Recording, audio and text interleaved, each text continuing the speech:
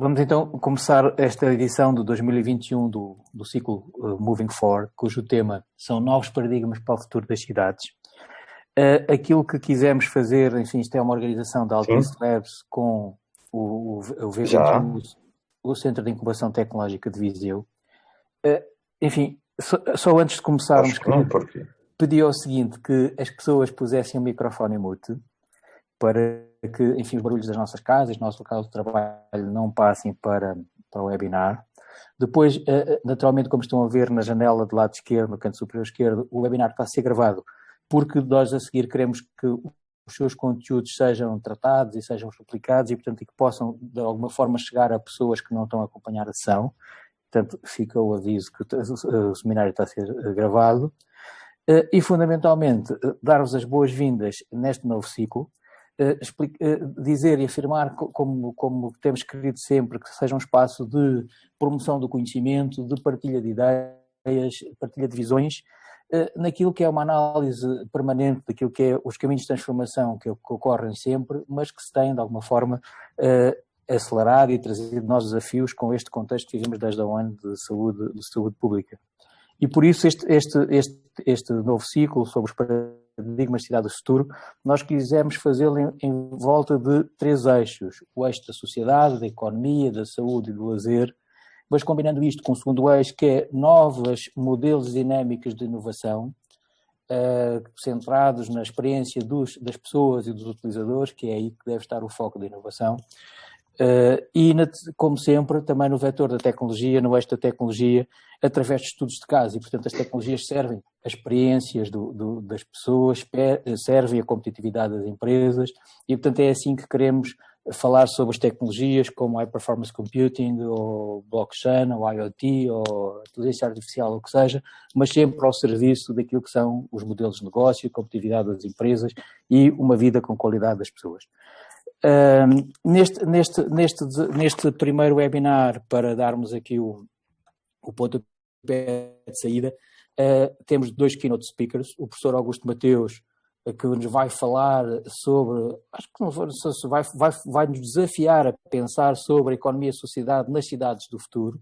O professor Augusto Mateus, enfim, não precisará de grande apresentação, mas, enfim, é conhecido o seu papel como consultor estratégico, enfim, primeiro na Augusto Mateus Associados, agora mais recentemente na UI, a sua carreira académica extraordinariamente bem sucedida, da qual eu tive o privilégio de participar como aluno e perceber que na escola onde nós estudávamos havia poucos que enchiam anfiteatros, e o professor Augusto Mateus era dos 3 ou 4 que o conseguiam fazer, e portanto as aulas que nós nunca faltávamos porque gostávamos muito de estar, e depois também tive a possibilidade de testemunhar a sua enorme capacidade de trabalho e inteligência, quer, enfim, enquanto na sua passagem pelo governo, mas também como na consultoria. E uma coisa que há bocado lembrei-me do episódio que era, durante anos, quando trabalhava com ele, aborrecia muito que ele, sendo presidente da organização, que é Augusto Mateus Associados, eu passasse dias e dias a recolher dados e a trabalhar matéria-prima. Mas só percebi anos mais tarde, quando comecei a fazer yoga, que ele não estava a tratar dados, ele estava a fazer uma coisa que se chama meditação, ele estava num processo de construção do seu conhecimento e depois da produção do mesmo. E é esta característica de olhar com profundidade para as coisas que o torna também diferente na visão. Portanto, é uma pessoa que gosta de estudar profundamente os temas de que fala. E também desse ponto de vista que o convidámos também para vir iniciar este desafio da cidade enquanto espaço de transformação e aquilo que está em curso sobre economia e sociedade. Só para dizer o seguinte, vamos organizar da seguinte forma: o professor Augusto Mateus vai falar durante 20 minutos, depois vamos ver quais são as questões que estão a surgir neste fórum. Portanto, desafiamos cada um de vocês a utilizar o chat para colocar as questões que queiram, porque queríamos que os 10 minutos finais de intervenção dos oradores fosse de debate. A seguir, temos a cidade como um serviço apresentado pelo Alcino Lavrador. Enfim, aqui veste uma dupla camisola, não só de mentor desta iniciativa de Moving Forward, de co-organizador dela com a Altice, mas também aqui como orador, e vamos seguir exatamente o mesmo processo. Portanto, o engenheiro Alcino Lavrador vai falar 20 minutos sobre esta ideia do que é a cidade como um serviço. Depois vamos utilizar os últimos minutos para fazer um debate sobre algumas questões que possam surgir. No final, o Dr. José Couto tem o desafio de fazer uma síntese desta sessão. Enfim, terminaremos por volta da 1 menos um quarto, mas não vamos fechar o ecrã. Portanto, se o debate estiver bom e quiserem depois continuar a conversar um bocadinho em modelo extra formato para além da hora, não estamos disponíveis para continuar esta sessão. Assim sendo, sem mais demoras, dava a palavra ao professor Augusto Mateus. Muito obrigado, muito bom dia a todos. Então vamos tentar em 20 minutos dizer coisas que possam ser úteis em relação ao tema que me foi proposto. Bom, nós estamos a viver uma situação de aceleração de mudança, digamos, esta conjugação da pandemia com o aprofundamento de uma crise económica e social e, digamos, na perspectiva de uma superação das duas numa velocidade muito mais baixa do que se pensou que podia ser ou que se deseja que seja, torna muito mais importante a reflexão sobre o futuro, a perspectiva, porque, obviamente, uma das consequências desta conjugação da crise de saúde e da crise económica e social é uma aceleração muito forte da obsolescência de um conjunto de ideias, de um conjunto de realizações, de um conjunto de situações. E, portanto, obviamente, nós, por alturas de 2050, seremos à volta de 10 mil milhões no planeta e teremos à volta de 70% das pessoas a viverem naquilo que nós chamamos de cidades. E é nesse contexto que vale a pena, digamos, revisitar o que é uma cidade e o papel que as cidades podem ter na melhoria das condições de vida das populações.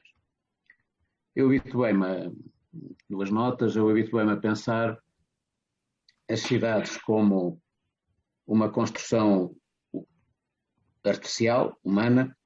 É muito engraçado porque nós vivemos hoje um tempo em que falamos muito de certas oposições artificial-natural e esquecemos que a grande separação entre o natural e o artificial, e o artificial é o que é construído pelos seres humanos. E, portanto, as cidades são o que têm de bom é artificial. Como tudo na vida, há artificial bom e há artificial mau. Há coisas bem pensadas, coisas mais mal pensadas, há coisas que não foram mudadas a tempo e horas e que declinaram, há coisas que foram mudadas a tempo e horas e que continuaram a ter várias vidas. De um modo geral, uma cidade é um espaço de eficiência, é um espaço de liberdade. Durante muito tempo,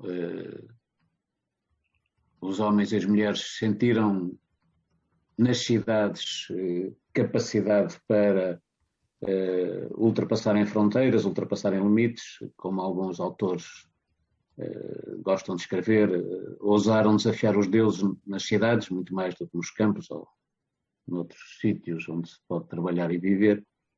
E a nossa história é muito uma história de tudo começar na agricultura, onde tudo se fazia, da indústria aos serviços, onde tudo estava integrado, a uma situação onde a cidade se afirmou como o espaço mais relevante e o espaço que vai integrando um conjunto de atividades. E, portanto, desse ponto de vista, a segunda nota que gostava de deixar é de que a cidade é sempre um conjunto vastíssimo de cidades.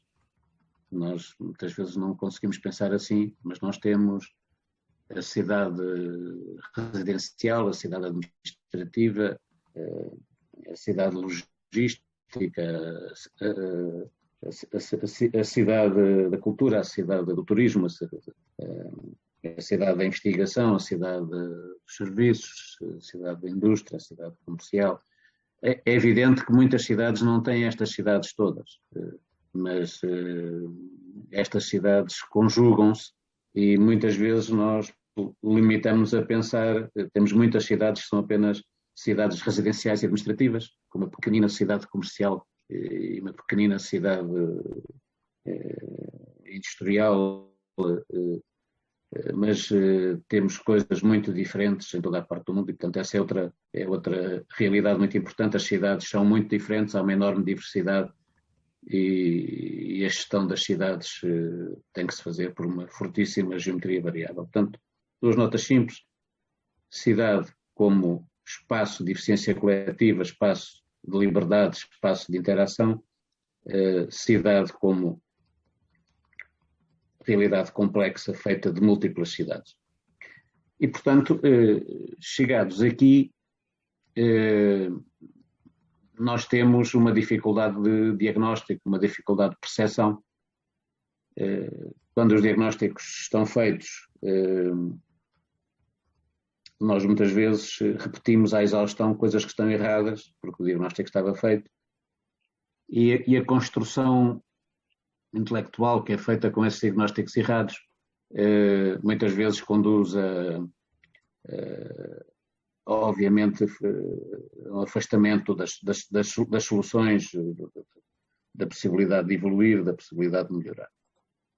O que é que eu quero dizer com isto? Nós vivemos uma época simultaneamente de abundância e de desperdício.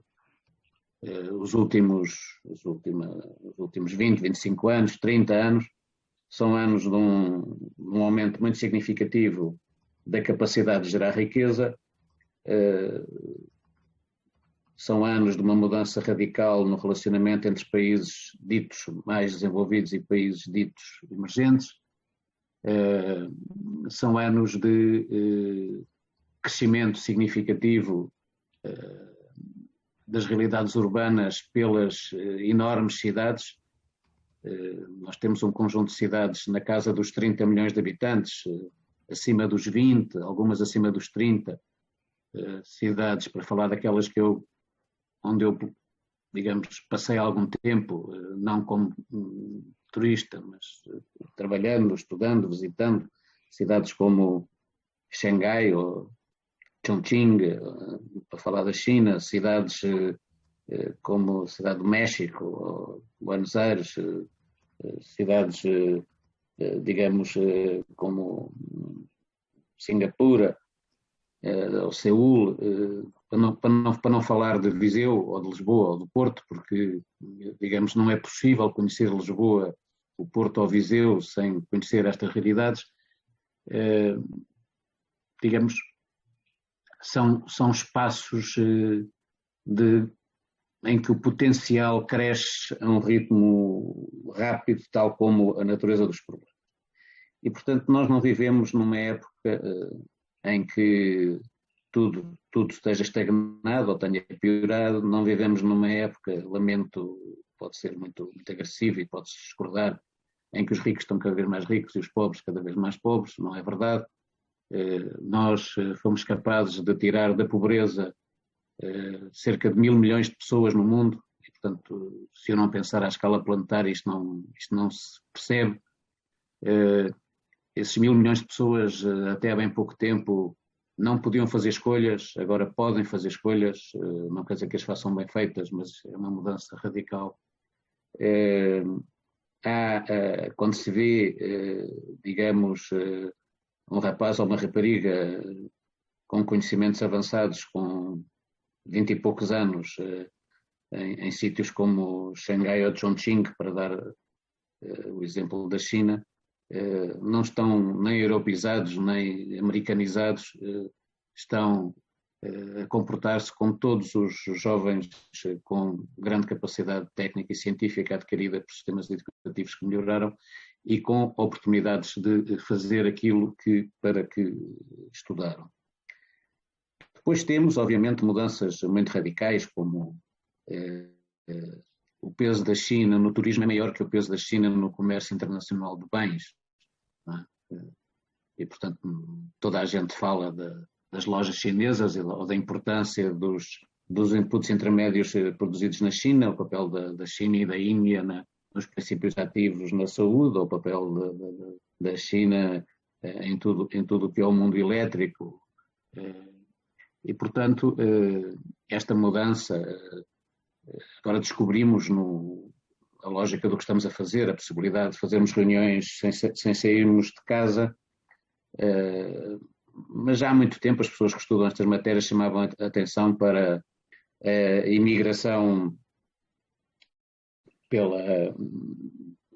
pelas tecnologias digitais e, portanto, há muita gente que imigra, significa que está a trabalhar em cadeias de valor globalizadas ou fortemente internacionalizadas, mas não teve que se mover fisicamente. A sua voz, o seu pensamento, os seus conhecimentos movem-se por redes computacionais e, portanto, esses aspectos são particularmente relevantes. E obviamente, a grande questão social que nós temos é não utilizarmos as novas capacidades para combater o desperdício, permitir uma gestão muito mais inteligente da produção, do consumo, da vida, das infraestruturas, e portanto, esse é o aspecto principal. No meio disto tudo, descobrimos o rótulo das cidades inteligentes, falamos muito de cidades inteligentes, falamos muito de smart cities, e aqui há um aspecto importante, obviamente, sendo uma construção artificial, as cidades ganham muito com a inteligência artificial, ganham muito com os sensores de todo o tipo que podem ser organizadamente construídos e implantados, ou com aqueles que andam acoplados às pessoas e que, portanto, permitem estudar em tempo real aquilo que é o seu movimento. E conhecer, desse ponto de vista, as cidades de forma muito diferente daquela que nós conhecemos.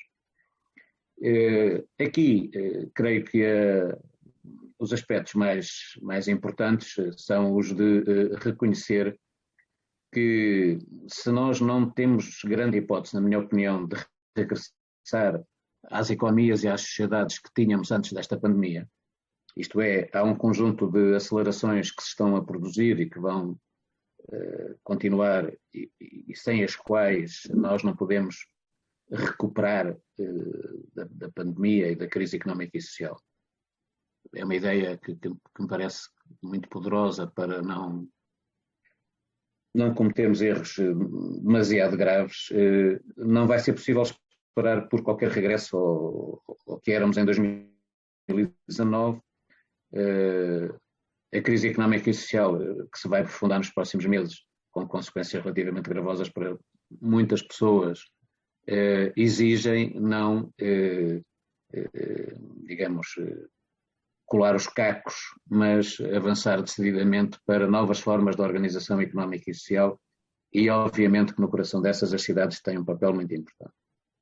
E aqui gostava de chamar a atenção para as tendências que temos em curso, isto é, a União Europeia, como sabem, conseguiu enfrentar estas situações muito na linha de uma agenda que fica pelo rótulo do catálogo, não é?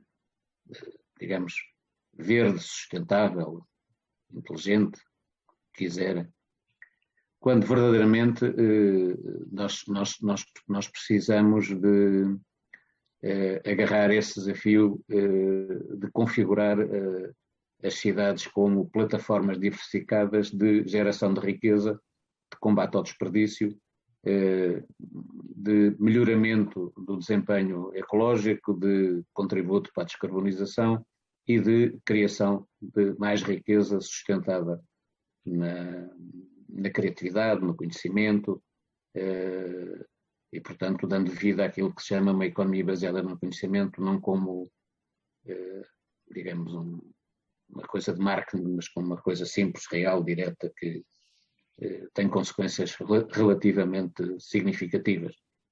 Uma das consequências, ou uma das principais consequências destas novas realidades económicas e sociais, é que elas, baseadas no conhecimento, não são baseadas na uniformização.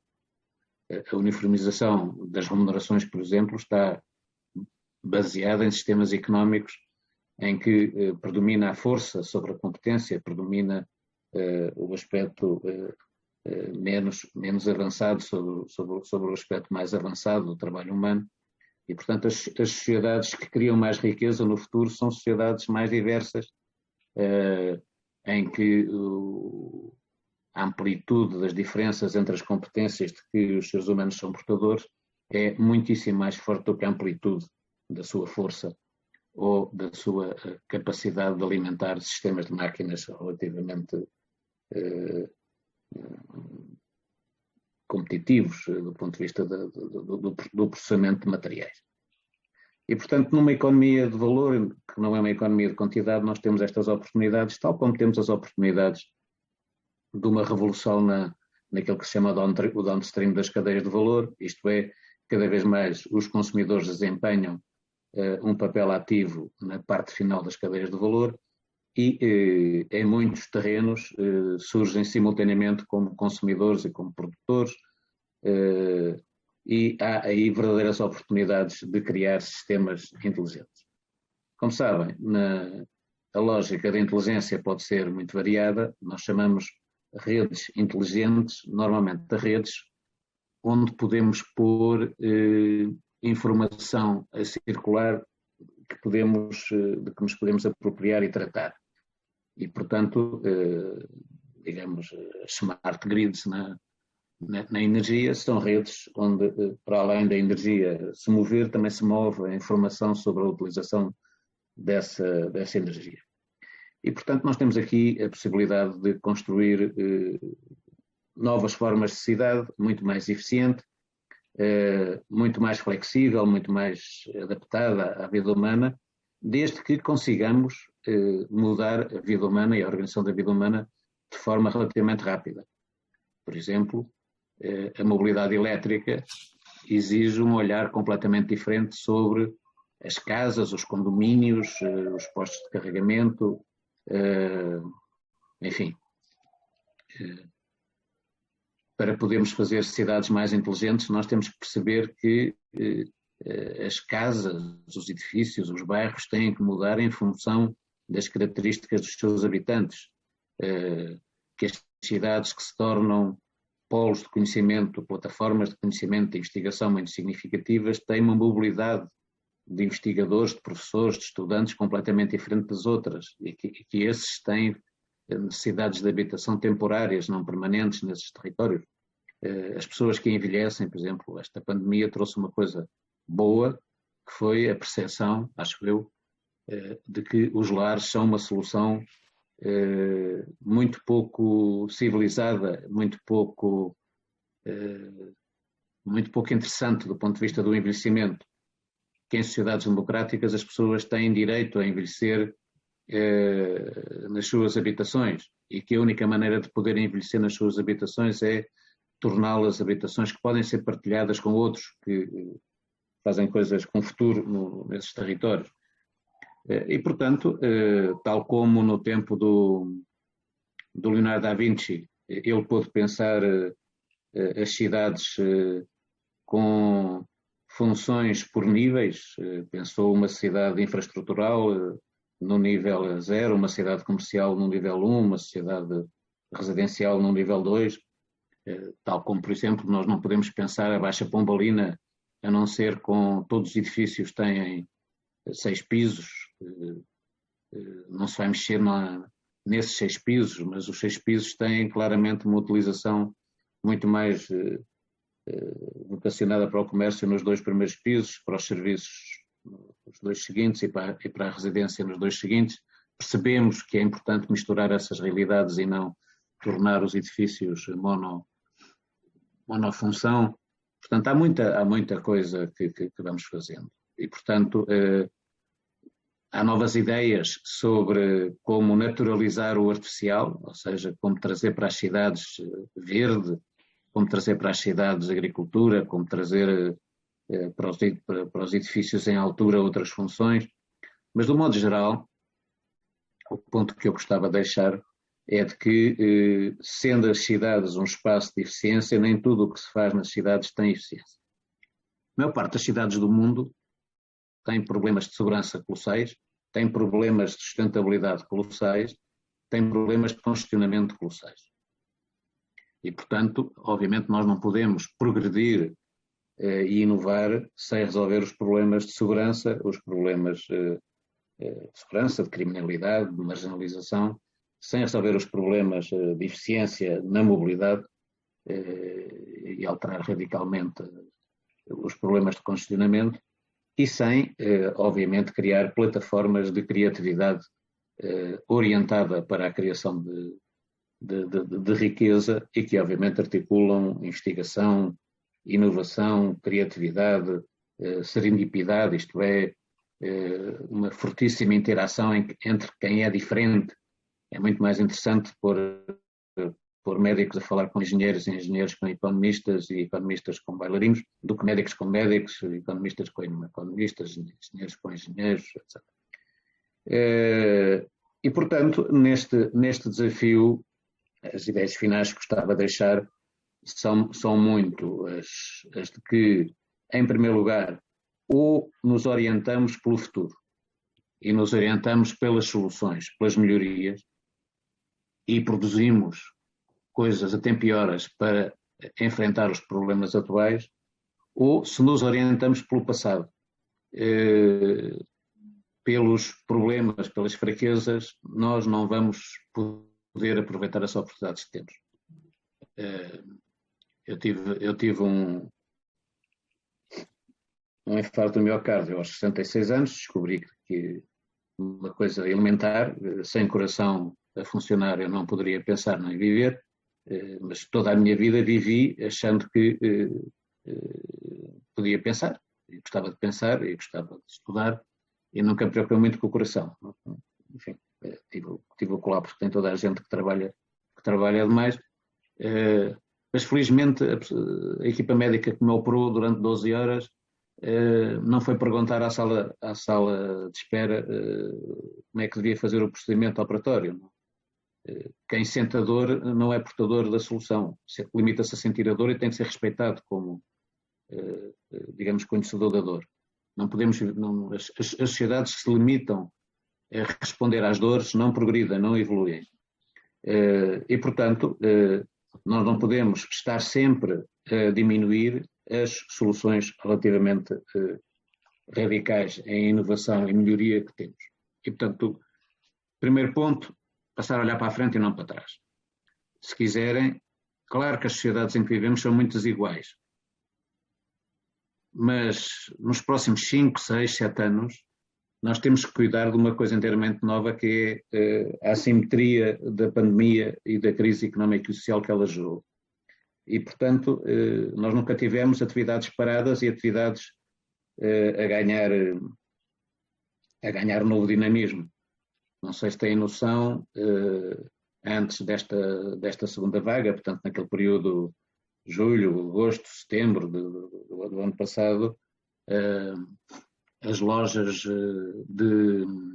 enquanto um conjunto de atividades tinham quebras de 90%, 95%, 98%, as lojas de, digamos, computadores, equipamentos eletrónicos, livros, discos, portanto, simplificando muito, as lojas tipo FNAC, bateram todos os recordes e venderam mais 75% do que tinham vendido em 2019.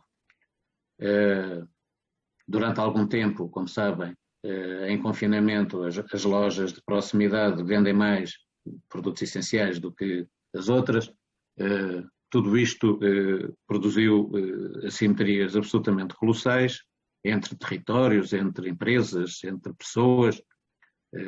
Nós não somos um país emergente, somos um país com uma moeda forte, mas os países emergentes viram as suas moedas desvalorizarem 30%, 40%, 50%.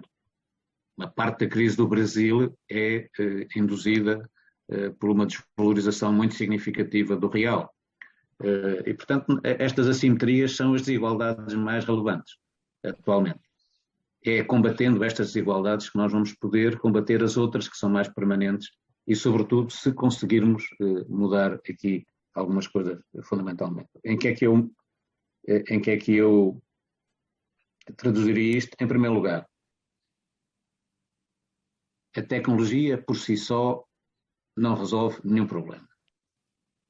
A tecnologia resolve problemas quando é apropriada pelos seres humanos, pelas organizações económicas, sociais, políticas, e, portanto, nós não podemos pensar que a tecnologia gera diretamente soluções. As soluções serão melhores tanto quanto, digamos, as organizações se souberem apropriar dessa tecnologia. Isto é fundamental para a digitalização. Nós temos na digitalização uma oportunidade de ouro, mas obviamente não há apropriação correta da digitalização sem uma abertura inteiramente nova a matar e fazer nascer empregos, postos de trabalho, atividades humanas. E, portanto, a primeira questão fundamental é nós estamos em cima, tal como há 100 anos, em cima de potenciais de transformação económica, de aumentos drásticos da produtividade, de melhorias drásticas da organização das cidades, das sociedades, que obviamente só seremos capazes de valorizar se soubermos transformar um conjunto de regras do mundo do trabalho, do mundo do ensino, do mundo do comércio, do turismo, enfim, da vida das pessoas. Segunda nota. Hoje em dia, a competitividade, a produtividade, a eficiência são basicamente coletivas, não são individuais. Portanto, é em torno de plataformas coletivas, umas mais partilhadas, outras menos partilhadas, que nós construímos melhorias drásticas da capacidade de gerar riqueza. E isso é muito importante porque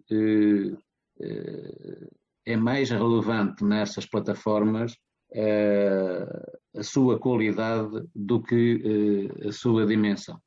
As economias de escala continuando a ser relevantes, e uma das vantagens das cidades é poder fornecer soluções a uma escala mais alargada e escalável e replicável, mas no essencial, o que está aqui em causa é a qualidade da interação.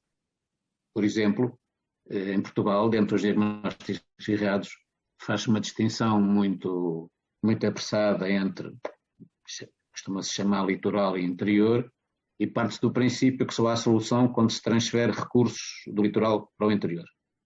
Em vez de pensar que basicamente o que está errado é aquilo que chamamos litoral e aquilo que chamamos interior não terem relações de interação muitíssimo mais fortes e não haver, portanto, equidade na generalização das condições de criação de riqueza, de forma competitiva, de forma moderna e de forma digamos, distribuível com equidade. E, portanto, aqui temos uma oportunidade de revisitar as nossas cidades, revisitar a interação delas, a sua identidade, a sua funcionalidade.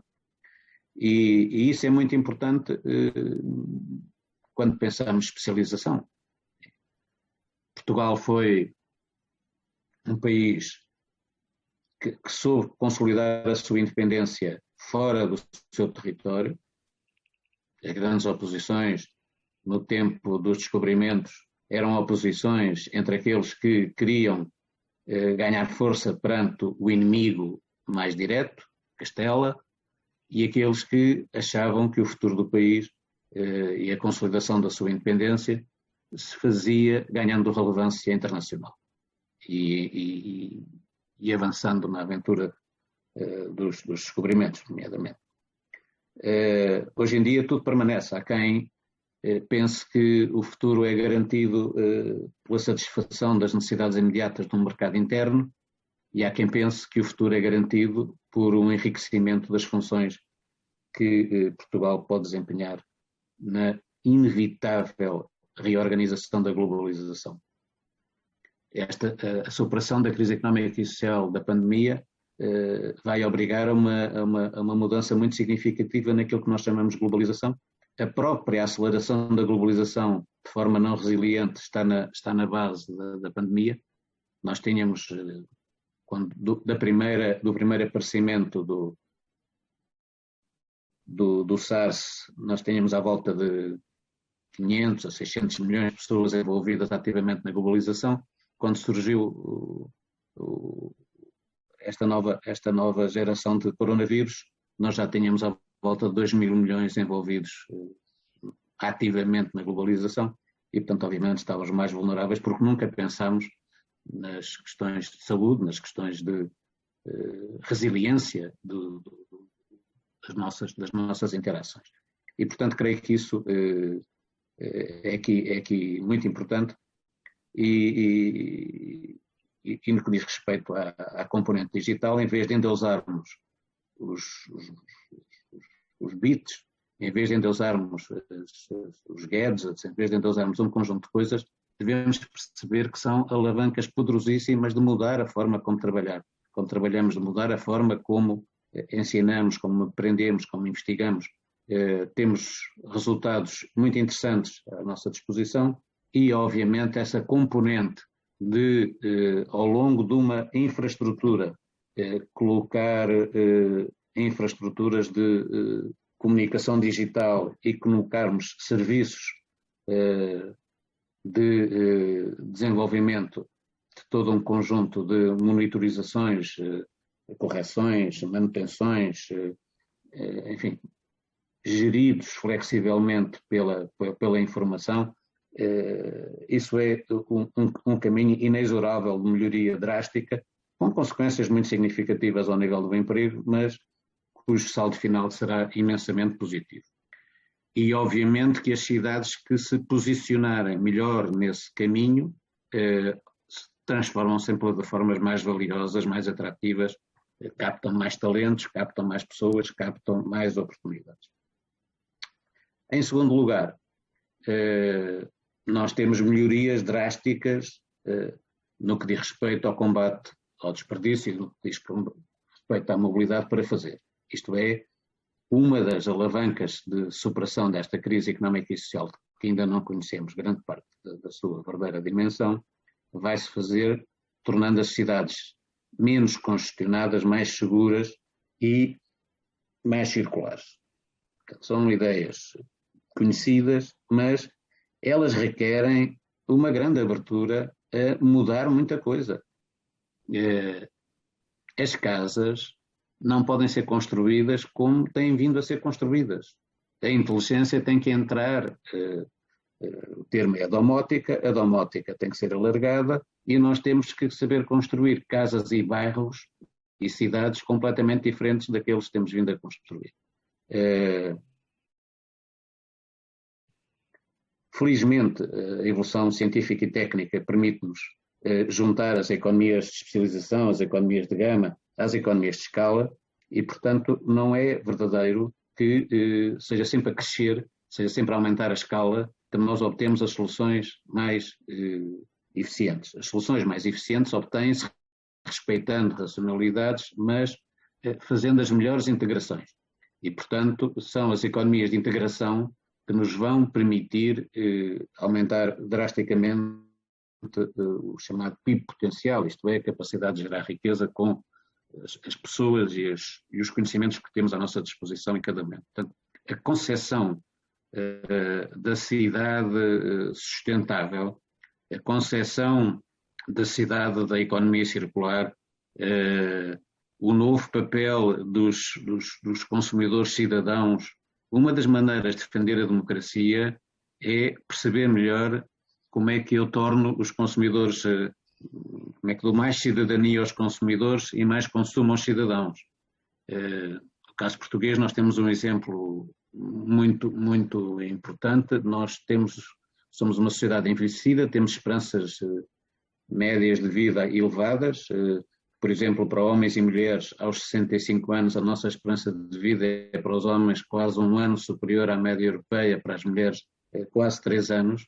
Mas depois, quando vamos a um indicador mais interessante, que é quais são os anos de vida com qualidade que conseguimos ter depois dos 65 anos, os homens ficam mais de 1 ano aquém da média europeia e as mulheres quase 2 anos. E, portanto, aquilo que era um enorme potencial converte-se numa realidade pouco interessante.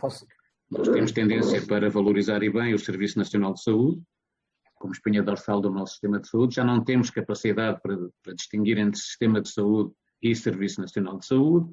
E depois omitimos completamente que pagamos mais 10% do nosso bolso das despesas de saúde do que o resto dos países europeus, e nada disso dá discussão, dá tentativa de melhorar, e portanto temos aqui dificuldades que eu chamava a atenção, e sobretudo quando pensamos como é que a aposta em cidades inteligentes nos pode fazer resolver os nossos problemas, é perceber que os grandes problemas de exclusão social, os grandes problemas de marginalização, os grandes problemas de criminalidade estão associados aos déficits de aproveitamento das nossas capacidades e não propriamente, não se resolvem com simples transferências financeiras ou com simples mudanças fiscais.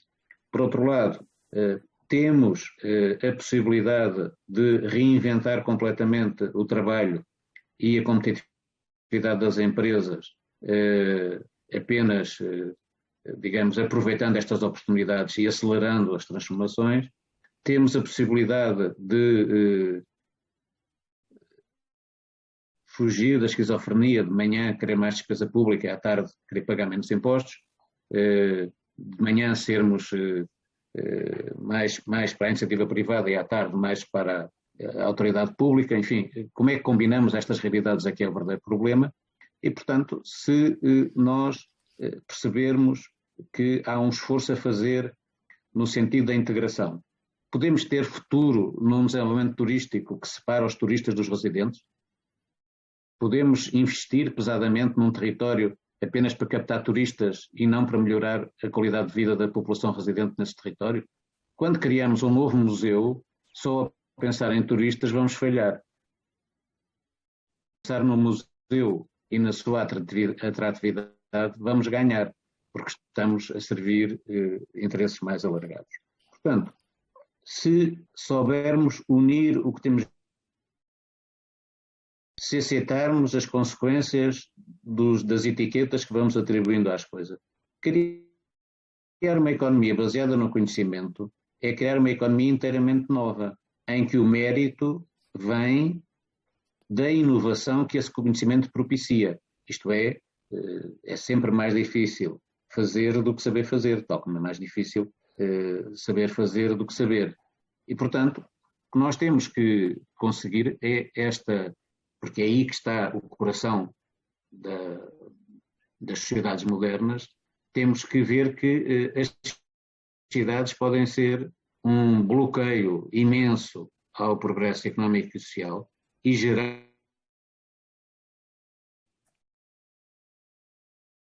das coisas verdadeiras barbáries do ponto de vista da segurança humana, do ponto de vista da dignidade humana, do ponto de vista da criação de riqueza. E, portanto, temos tantos exemplos bons como maus e, portanto, obviamente, creio que percebendo que, olhando com um olhar novo para as cidades, valorizando a ideia da inteligência neste sentido, ir tão longe quanto possível na utilização da inteligência artificial, dos sensores fixos, móveis, de todo o tipo, que nós podemos reduzir drasticamente o desperdício e o congestionamento das cidades. Mas isso requer configurar os bairros de maneira diferente. Requer configurar o governo das cidades de maneira diferente. As cidades não são brinquedos de Lego, não são coisas para fazer por módulos. As cidades têm diferença, têm que se especializar. As várias cidades que há dentro de uma cidade têm que ser geridas numa lógica territorial e numa lógica funcional. Nas cidades com alguma dimensão, os vereadores têm que ter uma lógica territorial e uma lógica, ou espacial, se quiserem, e uma lógica funcional. Tem que haver quem saiba a sério de resolver problemas de integração social e quem saiba a sério de turismo e quem saiba a sério da parte norte da cidade e quem saiba a sério da parte, digamos, mais a subir e a descer, se existir nessa cidade, enfim. Professor Augusto Mateus, consegue concluir num minuto, por favor? Concluindo, diria que época de mudança, de aceleração da mudança, cidades no coração, agora, obviamente, com um interesse muito grande, que é, não há um caminho unívoco, não é sendo maior, cada vez maior, que vamos ter sucesso, não é programando cada vez mais uma uniformidade que destrói a identidade das cidades que nós vamos ter sucesso, é, obviamente, procurando construir uma identidade moderna, virada para o futuro, baseada na transformação das nossas cidades em plataformas de criação de riqueza, plataformas de usufruto dessa riqueza de forma baseada na existência e não no domínio, na posse ou na propriedade, a civilização do ser muito mais do que uma civilização do ter, e, obviamente, plataformas em que o conhecimento é produzido e é difundido, porque eu não posso construir uma plataforma para uma economia baseada no conhecimento sem plataformas para investigar, aprender, ensinar e desenvolver conhecimento. Obviamente, no coração deste tipo de sociedade, a cultura e a criatividade estão no coração dos talentos, estão no coração das chamadas soft skills, estão no coração daquilo que não se aprende lendo um livro ou vendo um PDF, mas aprende-se trabalhando, vivendo, produzindo, inovando. E, portanto, creio que temos agora uma oportunidade de ouro que pode ser perdida, sobretudo se continuarmos fechados em tentar aplicar tudo o que é novo sem mexer uma palha em tudo o que já está obsoleto e não permite integrar aquilo que é verdadeiramente novo. E, portanto, se nós daqui a 10 anos tivermos as universidades a funcionar como funcionam agora, as empresas a funcionar como funcionam agora, os Estados a governar como governam agora, nós teremos passado ao lado desta importantíssima possibilidade de progresso por salto qualitativo, transformando um mal, e um mal grande, como esta pandemia, num bem maior, que é a possibilidade de mudar uma agulha, tornar o planeta sustentável, a vida das pessoas muito mais agradável e, obviamente, a potencialidade de pôr a ciência e o conhecimento ao serviço da criação de riqueza muito mais efetiva. Muito obrigado. Obrigado. Muito obrigado pela sua excelente intervenção, do meu ponto de vista. Nós fomos acompanhando as suas ideias de forma bastante fluida e, portanto, acabou por não haver perguntas no chat, mas eu sugeria que depois da intervenção do Alcino Lavrador possam haver perguntas colocadas quer ao Alcino Lavrador, quer ao Augusto Mateus, e, portanto, se calhar fazíamos a seguir à intervenção do Alcino um bocadinho de espaço de debate que o Dr. José Couto moderaria. Alcino, força. Ok. Olá a todos. Em particular, um cumprimento especial ao professor Augusto Mateus pela sua disponibilidade e pela apresentação que nos trouxe aqui. Eu vou partilhar enfim, se conseguir, parece que está aqui com algum problema. Mas, entretanto, portanto, a minha intervenção terá a ver tem a ver com olharmos para a cidade da mesma forma que olhamos para um serviço, para uma indústria, e hoje trabalhar numa cadeia de valor, enfim, fundamentalmente digital, é irrelevante da sua localização. E também se olharmos para a crescente automatização das fábricas, das linhas de montagem, digamos assim, torna irrelevante, ou vai tornar irrelevante, o custo laboral. Portanto, quando hoje na Ásia temos custos muito baixos, ou em determinados países temos custos muito baixos, se pensarmos que as fábricas vão ser automatizadas, e, portanto, o custo do trabalho começa a ser mais plano ao nível do globo, do mundo, e, portanto, nós teremos que nos diferenciar pelo conhecimento e pela execução de funções mais elevadas, digamos assim, aquelas que requerem mais conhecimento do que propriamente o que fazemos hoje. E, portanto, isto traz oportunidades únicas para espaços, regiões, cidades, porque podem ter as mesmas ferramentas de competição que têm as grandes cidades, os grandes centros. Tudo tem a ver com a formação. Portanto, vai haver um crescimento da importância do conhecimento na execução de determinadas funções, e se conseguirmos elevar o nível de conhecimento das pessoas que irão executar essas funções, então estamos a ganhar terreno, estamos a ganhar competitividade. Pronto, eu agora ia então tentar passar aqui, se conseguir.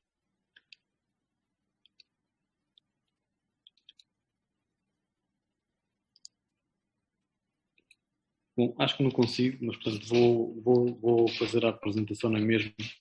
A ideia é que fruir de uma cidade, porque depois com todas nestas considerações que eu fiz inicialmente, fruir de uma cidade, melhor, a cidade tem que ser atrativa para as pessoas. E as pessoas procuram a cidade pela sua capacidade de se tornarem aí ou de se realizarem nessa cidade. E, portanto, fruir de uma cidade tem que resultar numa experiência emocional positiva que é baseada na confiança e na transparência. E a transformação digital é a ferramenta que nos permite olhar para a cidade de uma forma semelhante àquela que é usada numa indústria para a promoção de um produto ou de um serviço. Portanto, nós procuramos, no fundo, as cidades onde nos sentimos felizes pela realização pessoal e profissional. E a felicidade está intimamente ligada à realização pessoal, mas procurarmos no dicionário, este apenas nos diz o que é ser ou estar feliz, não nos diz como ser feliz. E o que, felizmente, digamos assim, também, recentemente foi publicado um estudo que demorou 75 anos a desenvolver, em Harvard, e que envolveu 2 grupos enormes, com 50 mil pessoas, creio eu, e que chegou à seguinte conclusão: o fator mais importante para a felicidade são relacionamentos. Obviamente não é o número de relacionamentos que estamos a falar, mas sim da qualidade desses relacionamentos. E os relacionamentos são baseados em quê? Na confiança. Portanto, a confiança é essencial para a construção de relacionamentos duradouros e de qualidade. E para uma cidade, há também um estudo, cujo gráfico eu tinha na apresentação, mas não consigo mostrar, um estudo feito pelo Columbia Institute, em que mostra que as pessoas sentem-se tão mais felizes quanto mais confiam nos seus vizinhos. E, portanto, é um gráfico com cidades no Canadá, em que vemos que as pessoas de determinada cidade sentem-se mais felizes quando a confiança também nos seus vizinhos é maior. Obviamente que numa cidade a confiança não é apenas nas pessoas, tem que haver confiança nas instituições, tem que haver confiança nas autoridades também. E os sistemas urbanos também provocam uma influência na forma como nós nos sentimos na cidade. O design urbano, a arquitetura, o planeamento, os sistemas. E, portanto, uma cidade tem que ser desenhada, ou os seus espaços têm que ser pensados de forma a fomentar a sociabilização. Porque é daí que nascem os relacionamentos e é daí que pode nascer a confiança e daí a felicidade. Portanto, os espaços têm que ter em conta a inclusão, portanto, ter a possibilidade de incluir pessoas de todas as capacidades e valências, permitir concentrações espontâneas, isto é, pessoas que se encontram e podem discutir, que permitam interações com as artes e a cultura e, obviamente, sempre que possível, que a natureza faça parte dessas experiências diárias. As pessoas com fortes e positivas relações com a família e amigos são mais felizes e saudáveis. Isso é um dado adquirido. E, portanto, também nas cidades, e nas sociedades ou entidades nas quais as pessoas expressam maiores níveis de confiança nos vizinhos, são ao mesmo tempo mais felizes e mais produtivas. Então, o que é que nós podemos fazer com a ferramenta digitalização? A digitalização, como sabem, está a transformar a forma como consumimos tudo. A posse de um bem está a ser preterida em função do usufruto desse bem e, portanto, tudo isto leva-nos a quê? A que as gerações de hoje, e todos nós, de uma maneira ou de outra, procuramos aquilo que nos dá, aquele serviço que nos dá uma experiência de utilização melhor face a outras.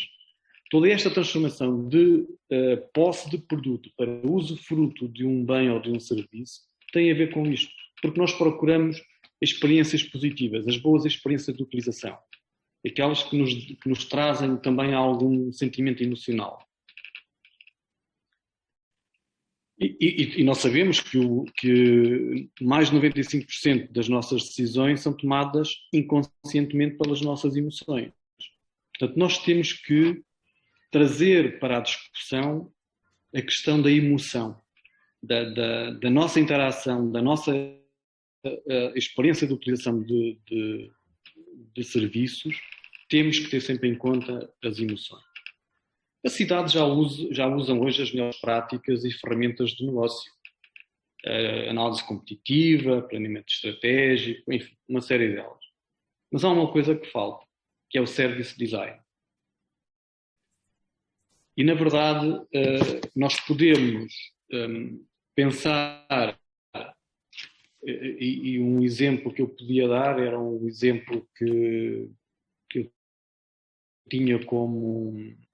Fui buscar à Starbucks. A Starbucks tem uma jornada de cliente que começa muito antes, quando é que quando é que se está a pensar em ir à Starbucks, como é que se chega lá, qual é toda a experiência no atendimento, até ser servido, obviamente a experiência do produto depois em si, e após a experiência, isto é, o fator de recomendação que eu posso dar a quem usufruir daquele serviço. E isto é medido, obviamente, com base num determinado tipo de cliente, mas cada cliente é diferente. Uma criança, um adulto, um grupo de pessoas, todas estas jornadas são medidas, todos estes pontos de contacto são medidos para tornar não uma experiência de consumo única, mas vê-la na perspectiva de um relacionamento para sempre. E é isto também que as cidades têm que fazer. As cidades têm que encontrar os seus pontos de contacto, quando é que eu ouço falar da cidade, como é que eu olho para a cidade, se é em folhetos, como é que os folhetos estão, se é na televisão, se é em filme, se é na internet.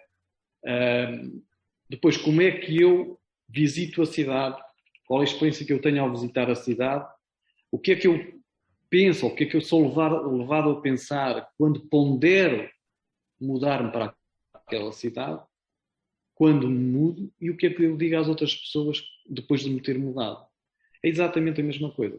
E tal como hoje num serviço nós segmentamos os clientes e sabemos tudo o que eles fazem, onde eles tocam nos nossos produtos, como é que eles têm acesso a eles,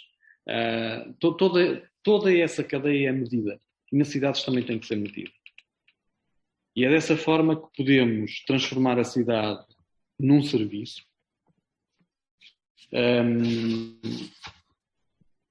E nesse serviço segmentar os seus clientes, que são na verdade ou os turistas, os visitantes ou os cidadãos.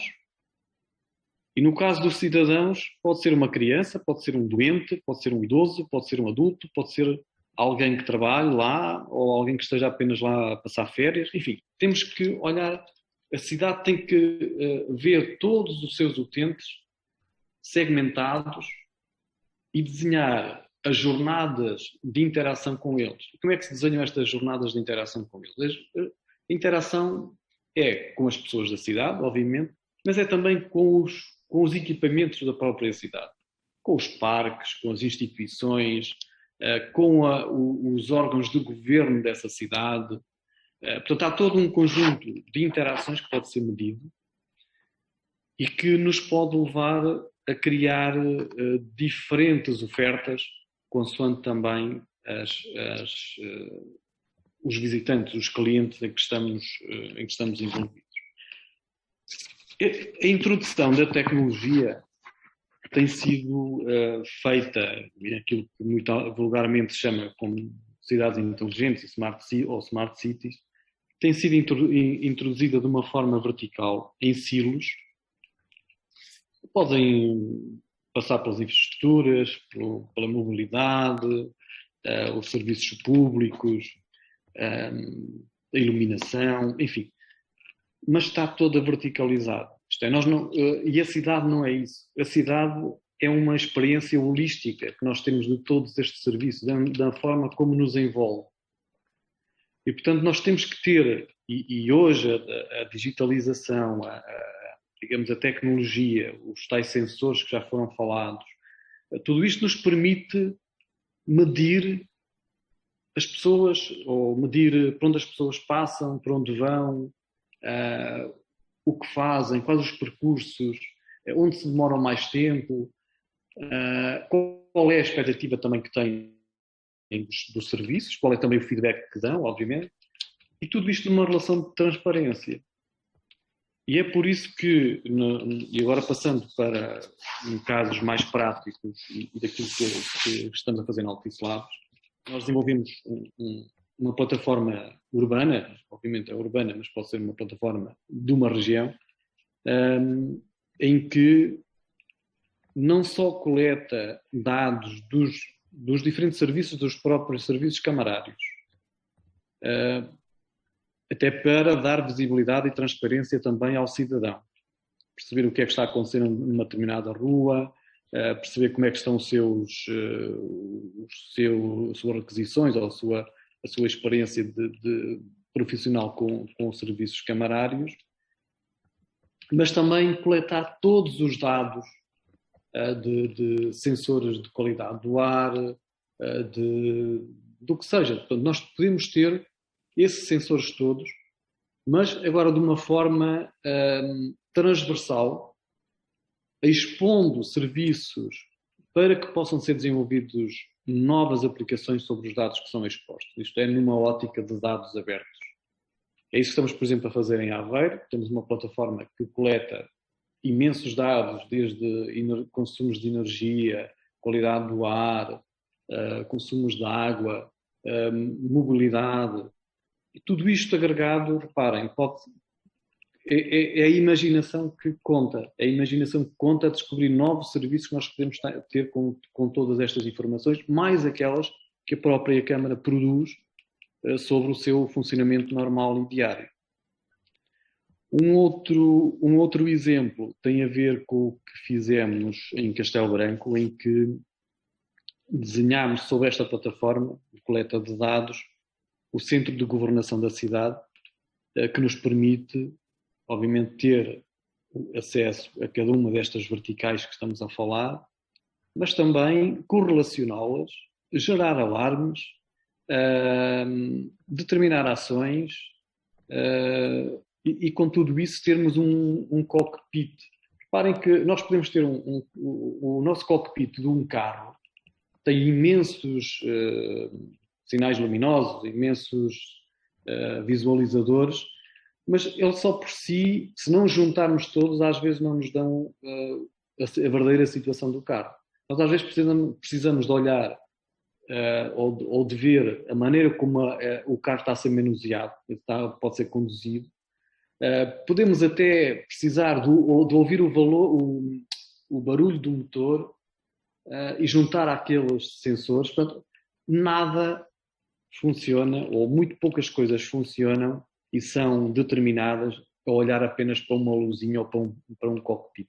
É preciso que este cockpit entenda e tenha inteligência para interpretar os sinais e as informações que estão a chegar. Portanto, eu penso que estou a chegar aos 20 minutos, creio eu. Vou parar por aqui e peço desculpa por não ter conseguido fazer a apresentação, mas no fundo era mais ou menos isto.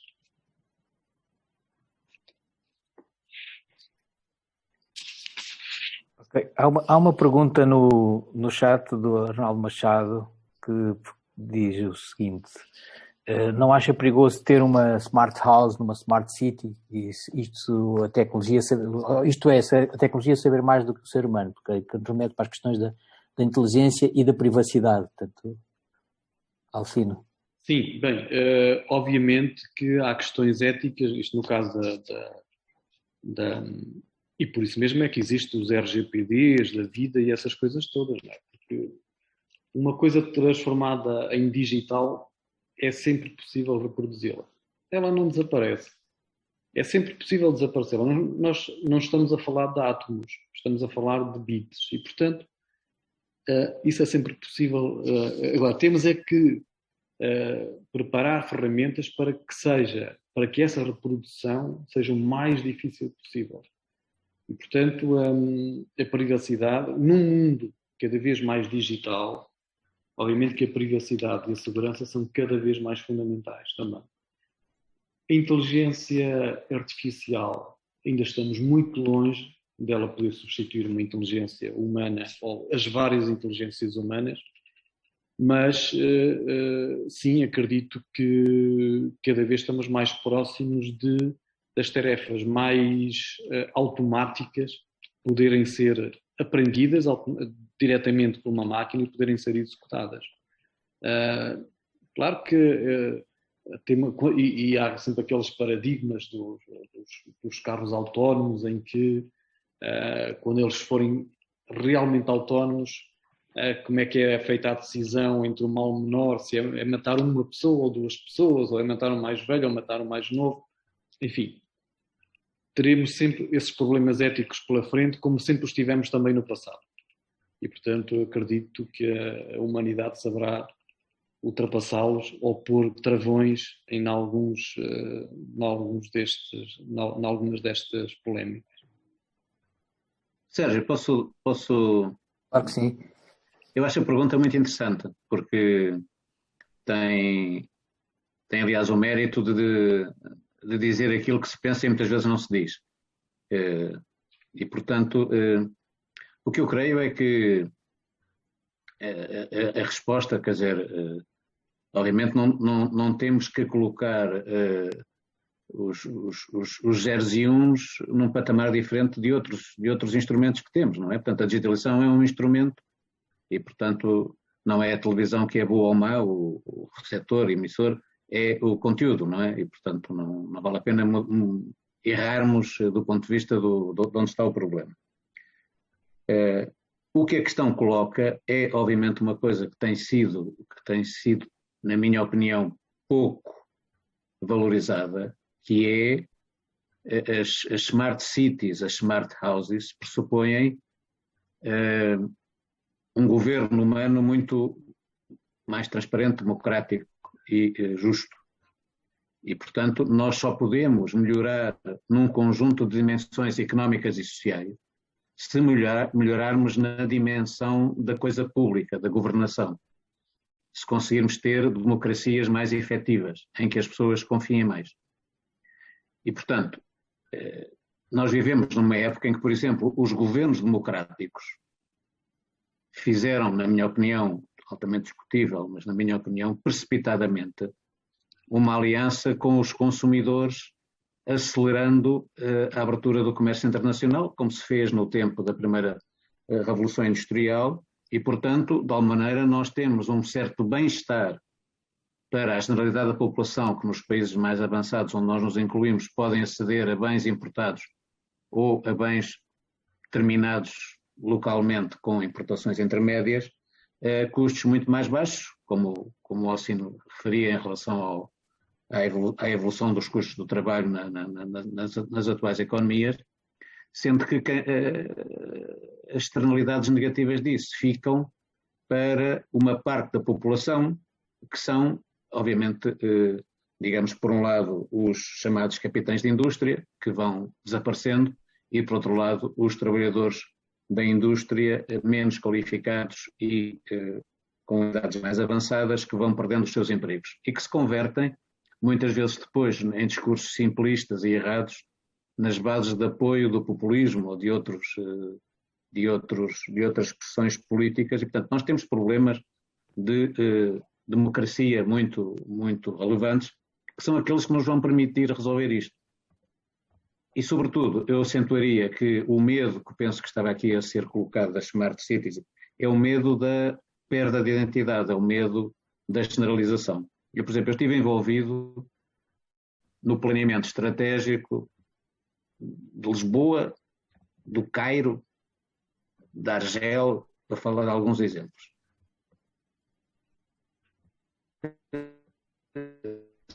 Fazer o planeamento dessas cidades da mesma maneira.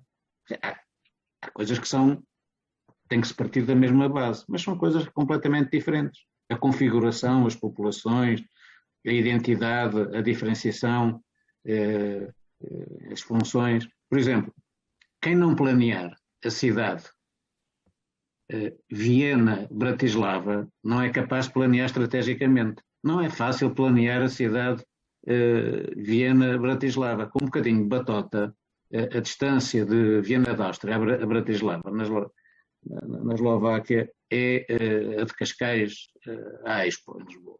Um bocadinho de batota, um bocadinho mais, mas para ficar mais forte. Não é? Eu não consigo planear o desenvolvimento de Elvas. Eu posso planear o desenvolvimento de Elvas Badajoz, Chaves Verim, enfim, posso dar um conjunto de exemplos. Portanto, há cidades, eu não consigo planear Dallas, planeio Dallas-Fort Worth. Portanto, ou seja, há um conjunto de cidades que têm que ser planeadas em conjunto. Eu não posso planear Lolé diferente de Faro. Aliás, só posso planear Lolé e Faro se planear em conjunto. Portanto, a primeira coisa é perceber a identidade. A segunda coisa é, obviamente, produzir plataformas modernas de qualidade de vida, de felicidade, de segurança. Essas plataformas modernas é onde é fácil fazer chegar o conhecimento à atividade empresarial, onde é fácil selecionar as pessoas mais capazes, onde é fácil mudar as capacidades das pessoas. Se eu não tiver nessa plataforma o desenvolvimento rápido das competências, eu não posso usar a digitalização para fazer flexibilidade e qualidade de vida. Portanto, a confiança que é aqui não vai dos rótulos que nós pomos nas coisas. E, portanto, acho que a pergunta é muito inteligente para dizer que não é com rótulos que nós resolvemos. Nós resolvemos com... É óbvio que nós temos que usar, não é tanto os carros autónomos é um de milhares de projetos que temos que fazer. Nós temos é que circular nas cidades de maneira diferente. Para a maior parte das coisas está perfeitamente adquirido que, consoante as características das cidades, há mobilidades suaves que têm que ver com o paradigma não de comprar um bem de equipamento duradouro, mas ter acesso a um serviço eficaz e de custo muito baixo. Portanto, eu tenho isso já em curso e isso vai chegar aos veículos de 4 rodas, numa base elétrica silenciosa e não poluente. E, portanto, as pessoas vão usar automóveis para outras coisas, outro tipo de automóveis. Mas para que isso aconteça, eu tenho que saber pensar avenidas e ruas. Tem que ter mobilidade pesada, sustentável, para viagens maiores, para o tipo de plataforma que estou a gerar. E, portanto, muitas vezes nós pecamos por pensar demasiado pequeno. Não é? Pensando pequeno, eu engano-me completamente nas problemas, não é a mesma. Com a saída do Reino Unido da União Europeia, com o Brexit, a Agência Europeia de Medicamento tinha que mudar do Reino Unido para um dos 27. As coisas têm a sua lógica e, portanto, essa agência tinha ela própria e a interação dos grandes laboratórios farmacêuticos tinham gerado 3 cidades que podiam acolher a Agência Europeia de Medicamentos. Aquela onde veio ficar, Amsterdão, Barcelona ou Lisboa. O governo português achou que o problema da Agência Europeia de Medicamentos era um problema português. E, portanto, achou que era o Porto, depois de ter investido milhões no Infarmed em Lisboa.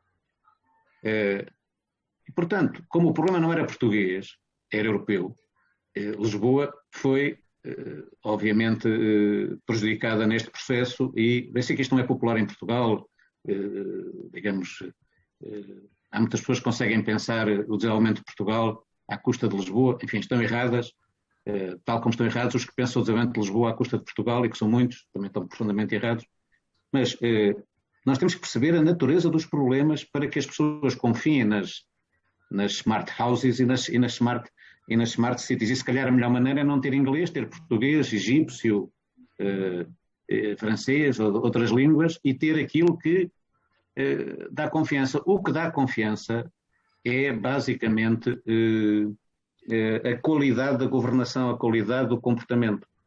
Eu posso estar errado, mas o que dá confiança não é a propositura atual de bancos sem intervenção humana. É uma propositura de bancos com toda a gama de suporte tecnológico que nós temos à nossa disposição, e que é muito, mas com uma ótima governação humana. A confiança é humana, não é tecnológica. A tecnologia permite retirar arbitrariedade na governação humana e, desse ponto de vista, é altamente favorável. Portanto, aqui nós temos, o meu ponto era, nós temos velocidades diferentes e temos que dar força e não há melhor sistema, pode ter muitos defeitos, mas não há melhor sistema do que uma democracia com decência e equidade para poder construir isto. E obviamente que nessa democracia com decência e equidade está uma confiança na iniciativa empresarial. Tudo isto estamos a falar só se faz mudando radicalmente a atividade empresarial, confiando na capacidade empresarial. E isso requer uma alteração muito significativa da forma como funcionam as empresas, como funcionam os Estados, como funcionam as cidades, e, portanto, não é fugir para cima. O desafio da confiança é um desafio mais vasto do que muitas vezes se pensa. Se calhar, para encerrarmos, uma última pergunta para o Alcino Lavrador, que está colocada pelo Pedro Carvalho. Acho que dava aqui também pano para mangas, mas enfim, como vamos avançando na hora e temos o almoço pela frente, portanto se calhar convinha começarmos a encerrar o webinar. Mas esta pergunta, ao fim, feita pelo Pedro, tem a ver com o seguinte: dado que as cidades de pequena e média dimensão competem entre elas para conseguir fixar e atrair os melhores serviços públicos e os melhores recursos humanos, em que medida o paradigma da cidade como serviço permitirá aumentar essa competitividade das cidades pelos recursos jovens e qualificados, pelos casais jovens com filhos, pelos empreendedores, pelos idosos reformados, etc. Portanto, esta é a pergunta do Pedro. Bom, eu acho que de certa forma já respondi, mas nós estamos num paradigma completamente novo. Obviamente que nem ainda tudo pode ser deslocalizado, não é? Há coisas que precisam estar, há funções que têm que ser feitas em determinados sítios, ou junto das matérias, ou extrair matérias-primas, ou enfim, há funções, quer dizer, eu não posso trabalhar num aeroporto e estar em Viseu, por exemplo, ou aqui em Aveiro onde não há aeroportos. Há coisas que não podem ser deslocalizadas, mas há muitas mais coisas que hoje em dia podem ser deslocalizadas e, portanto, até estar a supervisionar uma fábrica sentado na minha sala em Viseu e a fábrica estar na Ásia, posso fazê-lo já. E a tecnologia que aí vem, 5G, enfim, tudo o que está para chegar, se chegar como é prometido, obviamente, permitir-nos a ter um conjunto de funções que hoje são feitas localizadas, centralizadas, completamente em locais com maior qualidade de vida. E, portanto, trabalhar a cidades de pequena dimensão ou de menor dimensão para atrair o talento pode ser feito, ou deve ser feito dessa forma. Ok, se os clientes são casais jovens Temos que os atrair por aquilo que temos hoje, que é a qualidade de vida, mas também já pensar no futuro, isto é, começar a pensar a cidade, como é que vai daqui se quer reter este casal mais 20 anos ou 30 anos a trabalhar ali, a residir naquela cidade, quais é que são as condições de saúde que lhes vai poder proporcionar.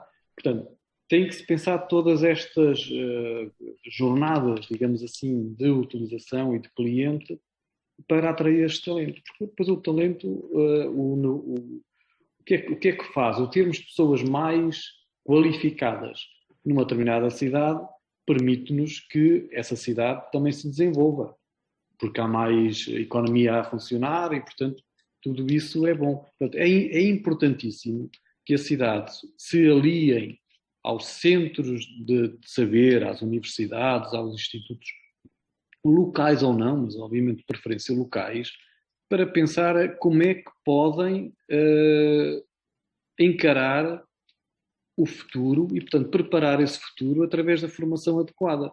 Porque não é com a formação que temos hoje que vamos resolver os problemas que vão chegar amanhã. Isso de certeza absoluta. E, portanto, continuando a ter formações verticalizadas, monolíticas, como hoje temos, quando se esperam competências muito diversas, flexíveis, não vamos lá. Portanto, acho que há todo um trabalho a fazer e estamos no momento certo para as cidades, em conjunto com as escolas, e escolas num sentido vasto, possam fazer para que, efetivamente, façamos um salto geracional e não copiando as pequenas coisas que vamos vendo lá por fora. Obrigado, Alcino. Zé Couto, agora para a síntese e encerramento, por favor.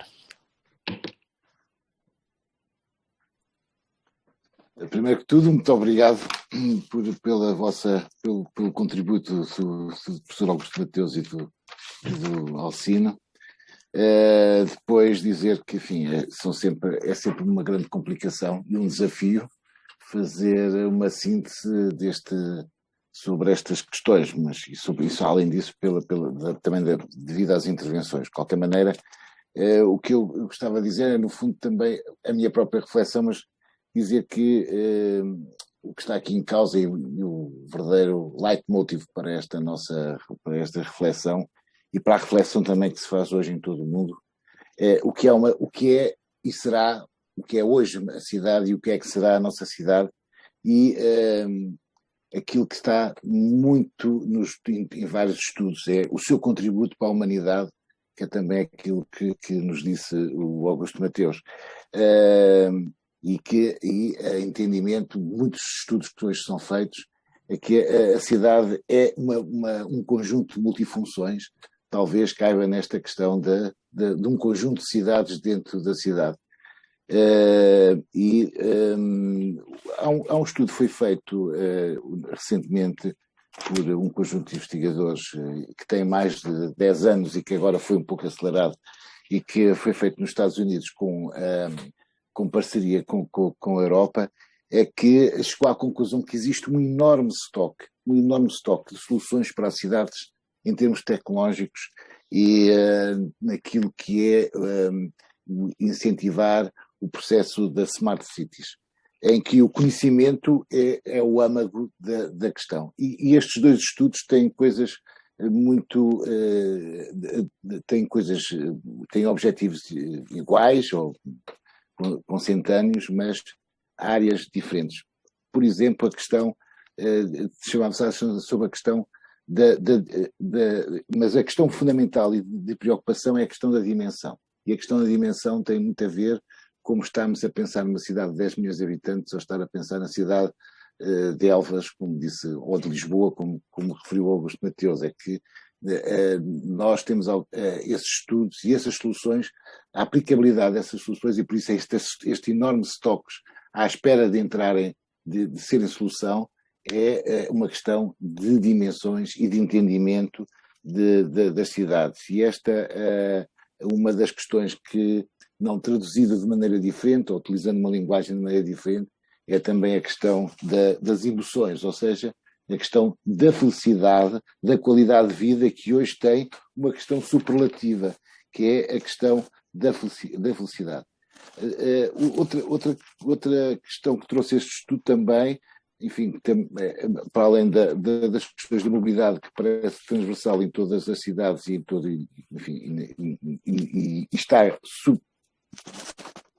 super presente em todas as reflexões, é a questão daquilo que era até agora o princípio da acumulação, enfim, como é que acumulávamos, e o princípio da distribuição.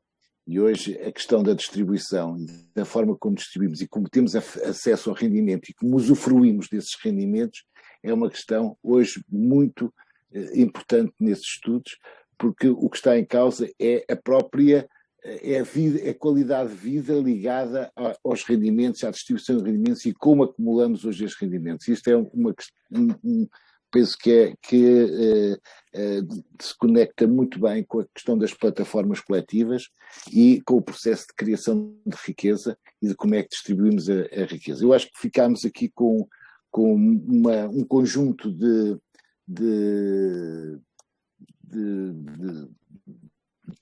linhas de pensamento para os nossos próximos webinars, para refletirmos sobre estas questões nas próximas sessões, porque a questão da tecnologia é fundamental. Claro que as cidades vão ganhar com a inteligência artificial, mas a sua aplicabilidade e a sua utilização é fundamental refletirmos sobre isso de um ponto de vista da qualidade de vida e de que temos que viver nas cidades e como podemos usufruir das cidades. Só uma nota final é que um estudo feito na Holanda dizia que as nossas emoções, enfim, não é exatamente esta a palavra, mas que também significa isso, podem ser muito orientadas pelas decisões que são tomadas por nós e pela inteligência artificial, que nos condicionam a forma de reagir. E, portanto, isto também um problema que tem muito a ver com como vamos digerir todo este processo e todas estas soluções que nos são trazidas pela tecnologia. Eu agradeço a todos que têm estado presentes. Este que é uma boa temática e abre-nos aqui um forte debate e para aquilo que nós consideramos que é importante, que é as nossas cidades e as smart cities, o que é isso e o que será isto em termos de futuro. Muito obrigado. Obrigado. E despedimos-nos